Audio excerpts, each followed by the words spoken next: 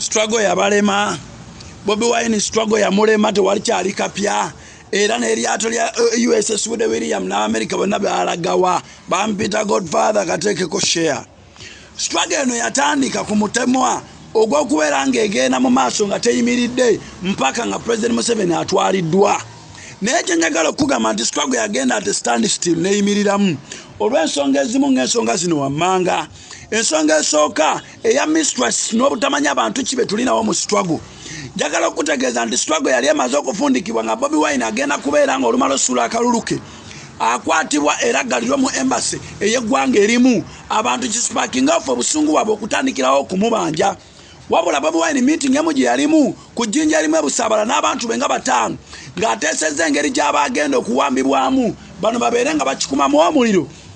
enkeera ng'ennaku z'omwezi 13 kuba meeting yali yanga 12 enkeera ng'ennaku z'omwezi 13 ekawungeezi Fred Enanga ne poliisi bavaayo ne bayogera ddiiru eno bwe yabadde era ne bagaba bagudde mu lukwe ani yatwalayo olukwe kw'abo abantu abataano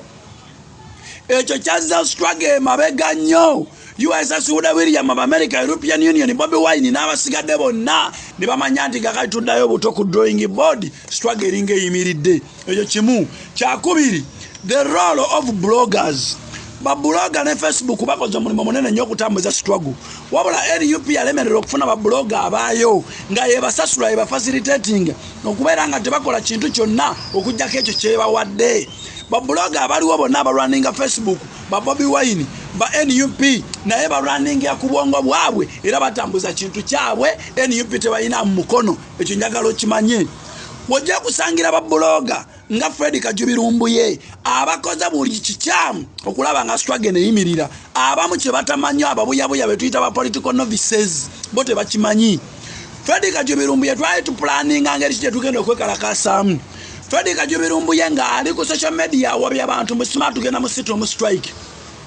ota luno lwakula ne lutuuka poliisi odwogerako iso okulwogerako ne CMI kino kyaleetera Joel Sanyonyi ne president ga president Magere okuvaayo n'akye distancing nti bakimanyi naye tebavangayo kwe distancing ako Fred Kajubirumbuye number 2 ulumbuye tosobola kungamba nti yagala abantu bekalakasi naye nga gwe bakwatako abantu bakuvuma naye ate nga abantu abakkiririza mu Buganda abakkiririza mu Katikkiro ne institutions za Buganda bonna banyivu Bobi Wine ayogera kulumbuye novaayo n'ogamba nti Kazimba Mugalu yabadde mu meeting eyawadde Lwanga obutwa okumutta ne President Museveni agamba ddiini gonna oba ogakutudde novaayo n'ogamba nti Charles Peter Mayiga yali mu meeting eyattamuzaata abasiraamu banyiivu abaganda banyiivu kyovola Bobi Wine bwe yalangirira nti muveeyo teri yavaayo ekintu ekyo kyabalema otutegeera NUP abantu bazze babagamba nti mwe distancing ku bantu bwe bati naye tugenda kubaddukako number 3